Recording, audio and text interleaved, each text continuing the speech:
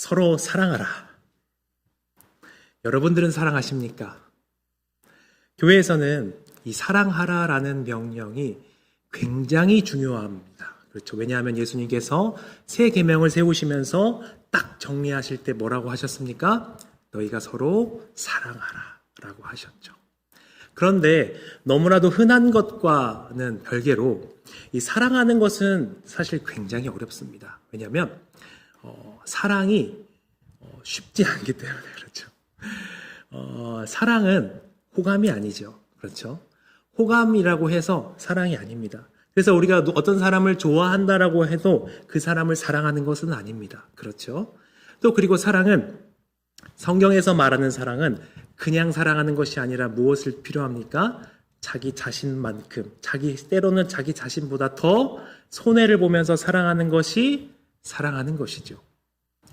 근데 그 사랑이기 때문에 우리는 성경에서 굉장히 많은 시간 동안 우리는 사랑해야 된다라고 배웠고 사랑을 또 하려고 노력하지만 실제로는 그 사랑을 행하기가 굉장히 어려운 것을 볼 수 있습니다. 우리도 하고 싶은데 왜 우리는 사랑할 수가 없을까요? 우리는 어떻게 그 사랑을 실천할 수 있을까요? 오늘 베드로전서의 본문을 보면 이 사랑해야 되는 이유와 그리고 또 우리가 어떻게 사랑해야 하는지 그 방법에 대해서 설명하고 있습니다. 또 이 말씀을 통하여서 우리가 서로 뜨겁게 사랑하고 또 거짓 없이 사랑하는 데 이르는 우리 모두가 되시기를 축복합니다. 우리 먼저 22절을 함께 읽어볼까요? 22절을 함께 읽어보겠습니다. 너희가 진리를 순종함으로 너희 영혼을 깨끗하게 하여 거짓이 없이 형제를 사랑하기에 이르렀으니 마음으로 뜨겁게 서로 사랑하라. 오늘 읽은 본문의 가장 핵심은 바로 여기입니다. 뜨겁게 서로 사랑하라 입니다. 그런데 앞에 보면요. 이미 형제를 거짓 없이 사랑하고 있다고 합니다. 그리고 더 나아가서 뜨겁게 사랑하라고 하고 있죠. 그런데 거짓 없이 사랑한다라는 것도 사실 어렵습니다. 이게 어떤 의미냐면 우리가 배우가 가면을 쓰고 다른 인물을 연기하는 것처럼 겉으로는 사랑한다라고 하지만 실제로는 그렇지 않은 것을 거짓이시 사랑하는 거죠. 여러분 요즘에 교회 다니다가 제가 관심 있어서 살펴보는데요. 교회 다니다가 교회 안 나오는 사람들 혹은 교회를 다니는 부모님이 있는데 교회를 안 다니는 자녀들이 교회에서 정말 싫어하는 점이 뭔지 아십니까? 그것은 겉과 속이 다른 겁니다. 겉으로는 선해 보이죠. 정말 좋은 말 합니다. 선해 보이기도 하고 말 내용도 선하고 말투도 선한데 그 진심의 편린이 드러날 때가 있잖아요. 그 순간에 그 사람들이 실망하는 거죠. 앞에서는 칭찬하지만 뒤에서는 욕하고 예의상 하는 말들과 체면 때문에 하는 행동들 그리고 계산하면서 하는 그런 사랑이 그리고 공동체에서 평판을 얻기 위해서 하는 그런 모습들을 보면서 그것을 사랑이라고 표장하는 것을 보면서 실망하는 것입니다. 사회에서는 그러려니 하지만 사랑하라는 교회 내에서도 같은 일을 하니까 이 위선에 사람들이 싫어하는 것입니다. 그리고 바로 이 부분을 말하고 있습니다. 거짓 없이 사랑한다는 것은 이렇게 겉만 꾸미는 모습이 아니라 정말 속마음까지 겉의 모습이 일치하는 사랑을 의미합니다. 정말로 사랑하는 거예요. 이 사랑의 실제적인 모습은 아마 이렇게 될 것 같습니다. 겉으로 웃으면서 속으로 판단하지 않는 것. 필요할 때만 사람 찾지 않는 것. 교회 안에서 인간관계와 정치적 계산으로 사람을 대하지 않는 것. 봉사와 헌신으로 인정받으려 하지 않는 것. 상대가 나의 유익이 없어도 형제로 대하는 것. 상처를 받았다고 쉽게 관계를 끊어버리지 않는 것을 의미할 것 같습니다. 그런데 오늘 본문에서 베드로 사도는 단순히 이 정도가 아니라 사실 이 정도도 굉장히 어렵지 않습니까? 그런데 더더욱 뜨겁게 사랑하라고 말하는 것입니다. 거짓 없이 사랑하는 것도 쉽지 않습니다. 왜냐하면 이 편지를 받았을 때 이 사람들은 유대인들도 있고요. 이방인들도 있습니다. 그럼에도 불구하고 이들은 서로를 거짓 없이 진심으로 사랑하고 있다는 것입니다. 그런데 베드로는 더 나아가서 뜨겁게 사랑하라고 하는 거죠. 이 사랑이 어느 때보다 필요한 요즘에 어떻게 우리는 거짓 없이 사랑할 수 있고 또 더해서 뜨겁게 사랑할 수 있을까요? 오늘 본문에서는 그 정답이 우리가 잘 알고 있는 하나님의 말씀을 통해서 가능하다고 합니다. 우리 23절을 함께 읽어보겠습니다. 너희가 거듭난 것은 썩어질 씨로 된 것이 아니요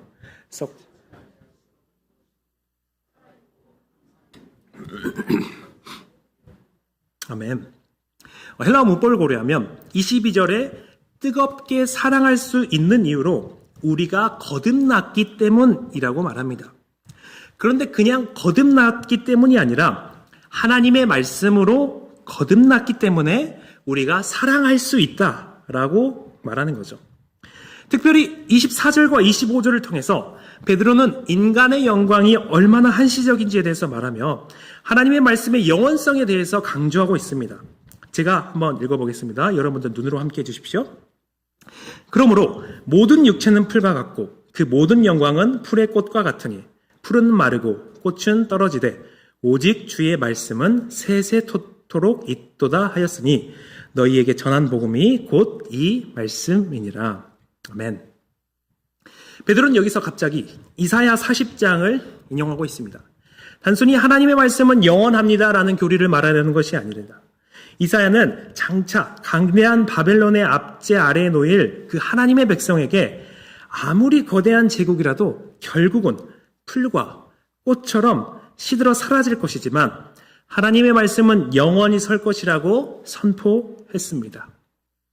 이때 당시 실제로 바벨론 포로기에 살았던 사람들은 바벨론이 너무나 강력해 보이고 하나님의 백성은 패배한 것처럼 보이고 성전은 무너졌고 다윗 왕조는 끝난 것처럼 보이고 그리고 하나님의 약속은 마치 실패한 것과 같은 삶을 살았습니다.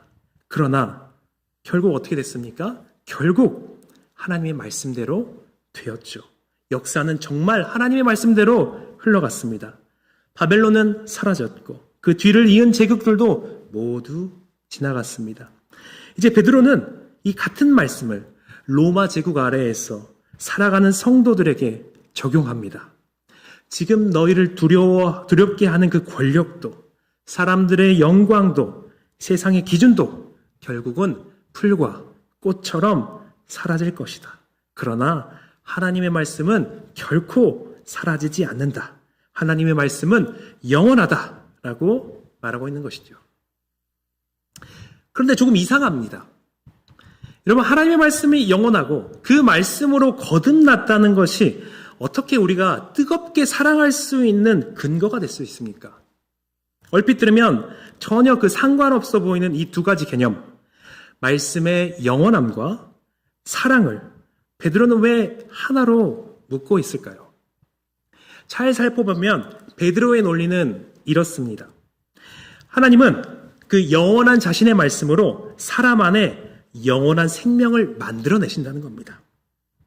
그런데 이 성경이 말하는 구원은 결코 나 혼자 영생을 얻고 끝나는 그런 사건이 아니라 하나님 말씀은 언제나 한 개인을 구원하는 것을 넘어서 하나의 거룩한 백성을 탄생시키는 능력이라고 말합니다. 그리고 바로 이 지점에서 말씀의 영원성은 우리를 단순히 영원히 사는 그런 외로운 개인으로 만드는 것이 아니라 그렇게 머물게 하는 것이 아니라 결코 깨어질 수 없는 하나님 백성의 영원한 교제 안으로 우리를 편입시킵니다. 그래서 베드로는 말씀의 영원성과 형제사랑을 연결하는 겁니다. 사랑은 잠시 함께할 사람들을 위한 그런 윤리가 아니라 영원히 함께 살아갈 사람들을 향한 삶의 방식이기 때문입니다. 영원히 살아있고 항상 있는 말씀이 우리 영혼을 거듭나게 하는 그런 썩지 않을 씨앗이 되었기에 그리고 그 말씀으로 새롭게 태어난 우리들은 그런 새로운 생명 없이 이 땅의 풀과 꽃처럼 허무하게 시들지 않고 영원한 교제 가운데로 들어가게 된 것입니다. 우리의 육신은 시간이 흐르면 낡고 결국 흙으로 돌아가지만 말씀으로 거듭난 우리의 속사람은 결코 쇠하거나 사라지지 않습니다. 이 세상의 그 어떤 강력한 권력이나 죽음이라는 절대적인 장벽도 우리 안에서 시작된 그 영원한 생명을 결코 끊어낼 수 없습니다. 우리는 이 땅에서 살다가 잠시 사라질 그런 안개 같은 존재가 아니라 영원한 교제 속에서 살아갈 존재가 된 것입니다. 그리고 이 놀라운 영원성이 나 혼자만의 이야기가 아니라고 하는 거죠. 지금 옆에 계신 성도님들 한번 얼굴을 한번 봐보시겠습니까? 졸리시기 때문에 한번 보십시오. 네. 몇 년 동안 하셨습니까? 얼마나 하셨습니까? 지금 몇 년이 되었냐는 사실 크게 중요하지 않습니다. 왜냐하면 앞으로 이 관계는 영원할 것이기 때문에 그렇습니다. 나와 성격도 다르고 살아온 환경도 다른 저 형제 자매 역시 나와 똑같은 영원의 말씀으로 거듭나고 부활의 생명을 얻었고 같은 하늘의 유업을 바라보는 것이죠. 나도 영원히 존재하고 저 지체도 영원히 존재한다면 말씀으로 묶인 우리 두 사람의 관계 역시 어떻게 되겠습니까? 영원히 깨지지 않는 관계가 되는 것입니다. 세상의 모든 만남은 유통기한이 있습니다. 학교 친구도요, 직장 동료도 이익관계와 상황에 따라서 끝날 수 있습니다. 심지어 이 땅에서 소중하고 정말로 사랑하는 가족마저도 죽음 앞에서는 결국 그 관계의 마침이 있습니다. 그러나 말씀으로 묶인 교회, 말씀으로 묶인 영가족은 전혀 다릅니다. 이 세상에 대단한 것들이 모두 사라진 그 후에도 하나님의 나라에서 영원히 얼굴을 맞대고 살아갈 웃는 공동체인 겁니다. 천국에서도 영원히 함께 동거하며 깊어져갈 하나님의 가족입니다.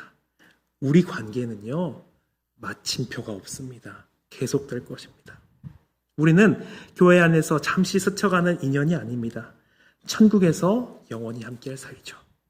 농담처럼 하는 말이지만 그러면 지금 사이가 안 좋으면 어떻게 영원히 함께할 수 있겠습니까? 영원히 보려면 얼마나 껄끄럽겠습니까? 그러니 어떻게 우리가 내 유익만 구하는 그런 신앙에 머물러 있을 수 있겠습니까? 어떻게 형제를 쉽게 미워하고 외면합니까? 우리는 영원히 볼 사이기에 그 관계의 무게에 걸맞게 거짓 없이 뜨겁게 서로 목숨 걸고 사랑해야 됩니다. 영원한 말씀으로 거듭나 영원할 그리고 영원한 가족이 되었기에 오늘 우리는 계산 없이 뜨겁게 사랑할 수 있고 사랑해야 하는 것입니다. 자, 이제 그러면 우리는 왜 서로 사랑해야 되는지 하는 이유를 알았습니다. 그렇다면 우리의 관심은 어떻게 사랑할 수 있느냐이지요. 여러분, 요즘에 이혼율이 참 높죠? 참 높습니다. 결혼할 때 어떤 마음을 가지고 결혼하실까요, 보통? 아마도 거의 대부분의 사람은 이 사람을 정말로 사랑하고 이 사람과 평생을 함께 하겠다는 그 마음을 가지고 결혼하는 거잖아요. 누구도 좀 살다가 이혼해야지 하는 마음을 가지고 결혼하는 사람은 없을 겁니다. 그런데 바로 이 마음이 이혼을 불러오기도 하는 것 같습니다. 바로 이런 마음이죠. 아니, 내가 이 사람하고 평생을 살아야 된다고? 어떻게 살지? 라는 그런 마음인 거죠. 이 똑같은 말이요, 좋은 상황일 때는 되게 좋게 들립니다. 와, 내가 이 사람하고 평생을 산다고? 너무 좋겠다. 근데 정말 안 좋은 상황에서는 와, 내가 이 사람하고 평생을 산다고? 어떻게 하지? 라는 말이 되겠죠. 좋을 때는 이 사람과 함께하는 것이 축복입니다. 행복이죠. 그러나 사랑하지 않고 싫어하는 사람과 평생을 함께한다면 그것은 저주가 됩니다. 이처럼 영원히 함께한다라는, 영원히 함께하는 교제로 불려졌다는 사실은 우리가 사랑해야 할 이유는 되지만 단순히 이유로 사랑하기는 어렵습니다. 오히려 지옥이 될 수도 있죠. 이를 통해서 볼 때 우리는 사랑할 수 있는 방법이 필요합니다. 베드로 사도는 그 실제적인 방법을 제시하고 있는데요. 그것은 순전하고 신령한 젖을 사모하여 영적으로 성장하는 것을 제시하고 있습니다. 우리 2장 1절과 2절을 함께 읽어보겠습니다. 그러므로 모든 악독과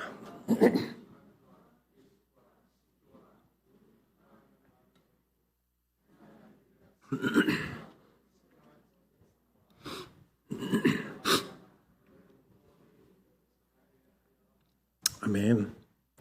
1절에서는 그러므로라고 시작하며 다시 22절에 그 뜨겁게 서로 사랑하는 주제와 연결이 되고 있습니다.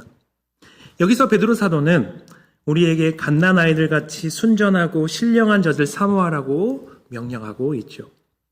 여기서 순전한 젖이라는 것은 무엇일까요? 그것은 무엇으로도 희석되거나 오염되지 않는 그런 순수한 상태를 의미합니다. 당시 고대 사회에서는 상인들이 더 많은 이익을 남기기 위해서 포도주에 물을 타거나 우유에 물을 섞어서 양을 늘리는 그런 속임수가 있었습니다. 그러니까 당시 성도들은 이 말을 듣자마자 무슨 뜻인지 단박에 이해했을 것입니다. 순수하고 신령한 젖을 사모하라는 말은 세상의 인간적인 계산법이나 얕은 지혜로 희석되지 않은 오직 하나님의 순수한 말씀을 강렬하게 열망하라는 뜻입니다. 갓난아이가 배고파서 젖을 원하는 것처럼 강렬하게 열망하라는 것입니다. 그리고 이 영적인 갈망은 육체적 나이나 신앙의 연수와는 상관이 없습니다. 육체적으로는 어린아이만 젖을 먹지만 영적으로는 다르죠. 신앙생활을 막 시작한 초신자도 수십 년간 교회를 지키며 연륜 있는 중직자도 목회자도 나이와 직분을 상관없이 우리 모두가 그리스도 안에서 갓난아이처럼 이 말씀을 목숨 걸고 갈망해야 합니다. 그렇다면 우리는 어떻게 이 말씀의 젖을 그렇게 강렬하게 열망할 수 있을까요? 내 결단과 노력만으로 오늘부터 말씀을 사모해야지 라고 다짐한다고 해서 이런 갈급함이 생길까요? 아닙니다. 바로 결정적인 동력과 비밀이 있는데 3절에서 볼 수 있습니다. 제가 읽겠습니다. 너희가 주의 인자하심을 맛보았으면 그리하라 라고 합니다. 주의 인자하심을 맛보았으니 그리하라 라는 의미거든요. 베드로는 하나님의 말씀을 먹는 것과 주의 인자하심을 맛보는 것을 연결하고 있습니다. 왜냐하면 이 말씀이 우리에게 주의 선하심과 인자하심을 그대로 보여주기 때문에 하나님의 말씀을 주의 인자하심과 연결하는 것이죠. 그렇기에 그분의 말씀은 우리는 꿀보다 더 달게 느낄 수 있습니다. 단순히 이 말씀에 내 마음을 달래주는 위로나 좋은 교리가 들어있어서가 아닙니다. 그 말씀 안에서 주님은 자신을 우리에게 주시기 때문에 우리는 그 말씀을 달게 느낄 수 있습니다. 우리가 말씀을 읽는다는 것은 그리고 듣는다는 것은 그저 종이에 적힌 글자를 읽은 것이 아니라 그 말씀을 통해서 주님을 마치 내 영혼의 양식으로 통째로 받아들이는 그런 인격적인 사건입니다. 죄인인 우리를 살리시기 위해 십자가에서 자신의 온 생명을 깨뜨려 전부를 내어주신 그 예수 그리스도의 그 압도적인 선하심이 바로 이 말씀을 통해서 우리에게 전달되는 것입니다. 그리고 그 선 자체이신 그 주님이 죄인에게 자신을 내어주시는 그 압도적인 사랑을 경험한 사랑은 그 영혼의 입맛이 바뀌게 되는 것이죠. 그리고 날마다 말씀 안에서 주님을 먹고 마시는 사람만이 구원에 이르도록 자라납니다. 내 결단이 아니라 내 안에 채워진 그 주님의 현존과 날 향한 그분의 선하심이 영적으로 성장시키는 것입니다. 그리고 그렇게 성장한 만큼 우리는 비로소 내 곁에 있는 형제를 향해서도 계산을 내려놓고 거짓 없이 뜨거운 사랑을 시작할 수 있는 것입니다. 정리하자면 우리가 뜨겁게 사랑하는 이유는 하나님의 말씀으로 거듭났기 때문입니다. 이 말씀은 영원하고 살아있는 말씀입니다. 또한 우리가 뜨겁게 사랑하는 방법은 역시 하나님의 말씀입니다. 우리는 나를 구원하신 주의 선하심을 기억하며 하나님의 말씀을 강렬히 열망하고 그 말씀을 먹음으로써 성장해야 합니다. 그리고 그렇게 성장한 만큼 전에 품지 못했던 형제까지 마침내 뜨겁게 사랑하게 될 것입니다. 그런데 여기까지 들으면 그리고 이 말씀을 보면 우리에게는 의문이 있습니다. 우리는 이 말씀으로 거듭났습니다. 우리는 이 영원한 말씀을 더 잘 알기를 원하고 귀하게 여기고 그 말씀에 귀 기울입니다. 문제는 무엇이냐면 우리가 뜨겁게 사랑하기가 어렵다는 겁니다. 사실 우리는 거짓 없이 사랑하는 것도 어렵습니다. 우리는 거짓 없이 사랑하려고 노력하지만 모든 형제에게 하기가 어렵습니다. 내가 좋아하는 사람은 사랑할 수 있죠. 하지만 나와 잘 맞지 않거나 내가 싫어하는 사람은 사랑하기가 어렵습니다. 그래서 우리는 그 관계를 그리고 그 환경을 깨뜨리고 싶지 않아서 겉으로만 사랑하는 그런 상황이 많죠. 우리는 말씀을 분명 사모하고 말씀을 듣고 말씀대로 살아가는 사람인데 왜 우리는 사랑할 수가 없을까요? 또 이런 나의 모습을 보고 오늘 본문을 보면 이런 질문이 생길 수 있습니다. 그렇다면 내가 지금까지 수십 년을 듣고 들은 설교와 참석한 예배는 무엇인가? 내가 말씀대로 뜨겁게 사랑하지 못했으니 내가 들었던 설교나 읽은 성경은 아무런 의미가 없는 것인가? 라는 질문이 생길 수가 있습니다. 그러나 결코 그렇지 않습니다. 바로 그 말씀으로 하나님은 우리를 거듭나게 하셨고 지금까지 믿음을 지키게 하셨습니다. 우리가 바로 오늘 이 자리에 앉아서 하나님을 예배하고 있는 것 자체가 그 말씀이 우리 안에서 역사에 오셨다는 증거입니다. 그러므로 말씀이 부족해서가 아닌 것 같습니다. 그렇다면 왜 그럴까요? 오늘 본문을 통해서 보자면 순서가 다르기 때문에 그런 것 같습니다. 베드로는 순서에 따라서 말하는데요. 1절 보면요. 모든 악독과 기만과 외식과 시기와 비방을 버리라. 그리고 그 다음에 뭐라고 말합니까? 순전하고 신령한 젖을 사모하라고 말하죠. 우리는 보통 순서가 반대라고 생각합니다. 말씀을 많이 먹으면 저런 죄들이 없어지겠지라고 생각하죠. 그런데 베드로는 먼저 관계를 무너뜨리는 죄들에 대해서 이야기합니다. 저는 이것이 우리의 영혼을 진단하는 말씀이라고 생각합니다. 1절에서 나오는 그 악독과 기만과 외식과 시기와 비방은 모두 사람과 사람 사이를 깨뜨리는 죄이죠. 그리고 놀랍게도 오늘 베드로가 명령한 그 뜨겁게 서로 사랑하라 정반대로 되는 그런 죄들이기도 합니다. 이 죄들에 대해서 조금만 더 생각해 보자면 이 죄들은 모두 나를 지키기 위한 방식입니다. 외식은 무엇입니까? 있는 모습 그대로 나를 드러내기보다 좋은 사람으로 보이고 싶은 그 마음이고, 시기는 다른 사람이 가진 것을 보면서 내 만족을 잃어버리는 마음이며, 비방은 상대를 낮춤으로 내가 높아지고 싶은 마음입니다. 결국 그 뿌리에는 내가 있습니다. 그러니 이런 마음을 품은 채 말씀을 듣는다고 해서 말씀이 자동적으로 사랑의 열매를 맺지 못하는 것입니다. 성경은 그런 기계적인 변화를 약속하지 않습니다. 대신 죄와 싸우라고 말하지요. 오늘 베드로는 이 죄들을 벗어버리라라고 말합니다. 이런 죄들은 하나님의 말씀을 기쁨으로 받아들이는 우리의 마음을 방해합니다. 이 죄들을 버리고 있지 않을 때 우리는 말씀을 들어도 어느 순간부터 감동보다는 비교가 앞서고, 은혜보다는 판단이 앞서고, 감사보다는 불평이 앞설 때가 있습니다. 말씀이 능력이 없어서가 아닙니다. 말씀이 자라나야 할 그 자리를 아직도 내가 놓지 못한 그런 옛사람의 방식들이 차지하고 있기 때문입니다. 그러므로 우리는 오늘 본문의 말씀처럼 거짓 없이 사랑하고 뜨겁게 서로 사랑하기 위해서 말씀을 얼마나 많이 들었느냐, 더 많이 봐야 한다라고 하는 것이 아니라 내가 아직도 무엇을 붙들고 있느냐를 살펴보아야 할 것 같습니다. 혹시 내가 놓지 못한 위선이 있으면서도 설교만 더 듣지 않습니까? 다른 일을 시기하면서 나의 신학적 지식을 자랑하지 않습니까? 다른 일을 비방하면서 하나님을 사랑한다라고 하지 않습니까?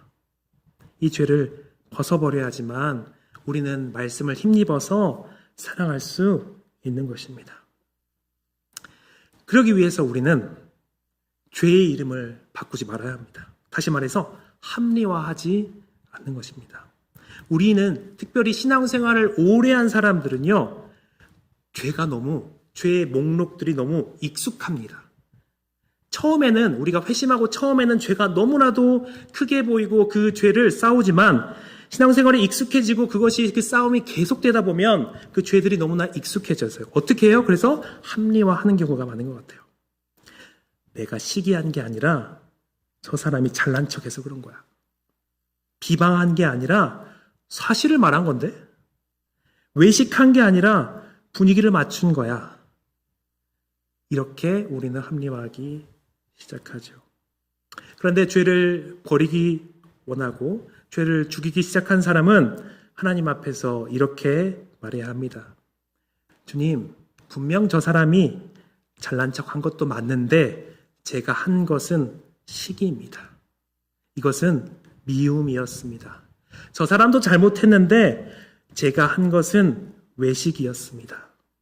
이렇게 나의 잘못을 합리화하지 않고 발견하고 그것을 인정하고 것이 바로 죄를 버리는 것의 시작이 될 수 있습니다. 그리고 거기서 끝나지 않고 우리는 다시 한번 말씀 앞으로 나아가야 됩니다. 왜냐하면 말씀은 단순히 너 왜 그렇게 사랑하지 못하느냐라고 우리를 정죄하는 책이 아니기 때문입니다.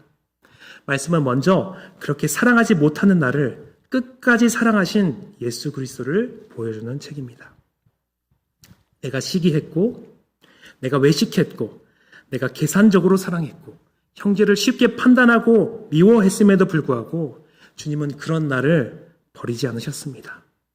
오히려 그런 나를 위해서 십자가에 자신의 생명을 아낌없이 내어 주셨습니다. 우리는 바로 그 사랑을 다시 맛보는 것입니다. 그래서 베드로는 너희가 주의 인자하심을 맛보았으면 그리하라 라고 말하는 것입니다. 결국 죄를 죽이는 힘은 죄책감도 아니고 더 강한 의지도 아닙니다. 십자가에서 나타난 주님의 선하심과 인자하심을 다시 맛보는 것입니다. 사람은 자신이 받은 사랑만큼 사랑할 수 있습니다. 용서받은 사람이 용서하고 긍휼을 입은 사람이 긍휼을 베풀고 끝까지 사랑받은 사람이 끝까지 사랑합니다. 그러므로 우리는 죄를 인정하고 끝나는 사람이 아니라 다시 말씀 앞으로 돌아가는 사람이어야 합니다. 그 말씀 안에서 오늘도 나를 끝까지 사랑하시는 예수 그리스도를 다시 만나야 합니다. 우리가 내 안의 죄악을 합리화하지 않고 그것을 인정하며 내려놓고 그 사랑이 우리 안에 점점 채워질 때 우리는 비로소 거짓없이 그리고 마음을 다해서 뜨겁게 서로 사랑하는 하나님의 백성으로 살아가게 될 것입니다. 말씀을 정리하겠습니다. 우리 마음속에 남아있는 시기와 비방이라는 여러 가지 죄악들을 십자가 앞에서 솔직하게 토해냅시다. 그리고 말씀을 살기 위해서 젖을 찾는 그런 갓난아기처럼 하나님의 말씀을 내 영혼의 양식으로 삼으시길 바랍니다. 그리고 우리가 기억해야 할 것은 우리가 죄를 버리고 말씀을 먹어야 하는 최종 목적은 서로 사랑하기 위해서입니다. 오늘 본문은 이 세상의 모든 영광이 풀의 꽃처럼 잠시 피었다가 결국 시들어 사라질 것이라고 말하고 있습니다. 우리가 그토록 집착하는 세상의 조건들, 재물들, 평판과 성공은 결국 다 지나갑니다. 영원히 남는 것은 오직 두 가지뿐입니다. 영원하신 하나님의 말씀과 그리고 그 말씀으로 거듭난 저와 여러분, 바로 내 옆에 있는 지체의 영혼입니다. 우리는 이 땅에서 잠시 스쳐 지나가는 나간 애들이 아닙니다. 옆에 있는 우리의 지체들은 죽음 이후에도 하나님 나라에도 영원히 서로의 얼굴을 보며 함께 살아갈 진짜 하늘 가족입니다. 영원을 함께할 소중할 존재들입니다. 그러니 이번 한 주간 내 영혼에 채워진 말씀의 능력으로 내 옆의 지체를 한 번 더 바라봐주고 먼저 따뜻하게 품어주며 거짓없이 사랑하셨으면 좋겠습니다. 이 땅의 모든 것은 사라져도 우리가 복음 안에서 나눈 그 사랑만큼은 영원히 남을 줄 믿습니다. 그 영원한 사랑을 우리의 삶으로 아름답게 증명해내는 저와 여러분이 되시기를 주님의 이름으로 축원합니다. 우리 말씀을 생각하시면서 기도하시면 좋겠습니다. 두 가지 기도 제목 가지고 기도했으면 좋겠는데요. 우리가 악독과 외식과 시기를 버리고 주의 인자하심을 깊이 맛보게 해주십시오라고 기도하시고 또 영원한 말씀으로 날마다 자랑하며 형제를 뜨겁게 사랑하게 해주십시오. 또 그리고 말씀을 들으시면서 생각나는 여러 것들을 위해서 우리 함께 기도하는 시간을 갖겠습니다. 기도하시겠습니다. 살아계신 하나님 아버지, 주님께서 우리를 사랑하여 주시옵시고 거듭나게 영원한 말씀으로 거듭나게 하셨습니다. 그리하여서 영원한 교제 가운데로 불러주시고 특별히 옆에 있는 하늘 가족들, 영 가족과 함께 교제할 수 있게 하셨습니다. 주님, 우리를 정말로 크신 사랑으로 사랑하셨던 그 사랑처럼 그 사랑으로 우리 형제들을 사랑할 수 있게 하여 주시옵소서. 주님, 그러나 우리 안에 있는 여러 가지 죄악들과 시기로 인하여서, 위선으로 인하여서 형제를 사랑하지 못하였던 것을 고백합니다. 주님, 우리가 그저 말씀만 들으면서 그것을 모른 척하는 것이 아니라 내 안에 있는 그 죄악들을 진심으로 내어놓고 하나님 앞에 내려놓고 또한 다시 한번 주의 말씀을 통하여서 그 사랑을 다시 한번 느끼며 주님, 우리가 주님을 돌이키는 우리 모두가 되게 하여 주시옵소서. 그리하여서 뜨겁게 서로를 사랑하는 우리 모두가 되게 하여 주시옵소서. 주님, 이것이 우리의 힘으로 할 수 없음을 고백합니다. 성령 하나님, 우리의 모든 생각과 마음을 만져주셔서 참으로 하나님의 사람으로서 세워지고 참으로 하나님의 사람답게 새 계명을 실천하며 형제를 거짓 없이 사랑하고 뜨겁게 사랑하게 하여 주시옵소서. 너희가 서로 사랑하면 너희가 내 제자인 줄 알리라라고 하시는 그 예수님의 말씀처럼 주님, 참으로 그 사랑이 우리 안에 풍성이 넘쳐서 이 교회가, 우리 모든 교회가, 공동체가 하나님의 사람으로서 자녀로서 보여지는 일들이 있게 하여 주시옵소서. 참으로 자비하신 하나님 아버지, 죄인인 우리를 그 영원한 말씀으로 구원하시고 또 영원한 교제 가운데로 불러주시니 감사합니다. 주님, 이 영원한 교제가 우리가 서로 사랑해야 할 이유인 것을 기억하며 또한 그 사랑, 내 옆에 있는 형제들을 지금부터 정말로 거짓 없이 사랑하게 하여 주시옵소서. 또한 원하는 것은 주님, 우리가 서로 뜨겁게 사랑하기를 원합니다. 이것을 위하여서 우리가 우리 안에 가진 그 죄들을 다 주님 앞에 내려놓을 수 있게 하시고 합리화하지 않고 정말 정직하게 인정하며 우리가 주의 도우심을 구하는 우리 모두가 되게 하여 주옵시고, 그리고 다시 한번 주의 선하심을 맛보며 주의 사랑으로서 채워져서 그 사랑을 다시 한번 우리의 형제들에게 흘려보내는 우리 모두가 되게 하여 주시옵소서. 그리하여 우리 교회 공동체 모두가 정말로 참으로 하나님의 제자이고 예수님의 제자이고 하나님의 사람인 것을 만방에 보여지게 하셔서 복음의 능력이 보여지고 하나님의 사랑이 보여지게 하셔서 복음이 편만하게 막힘이 없이 흘러가게 하여 주시옵소서. 감사합니다. 예수님의 이름으로 기도드립니다.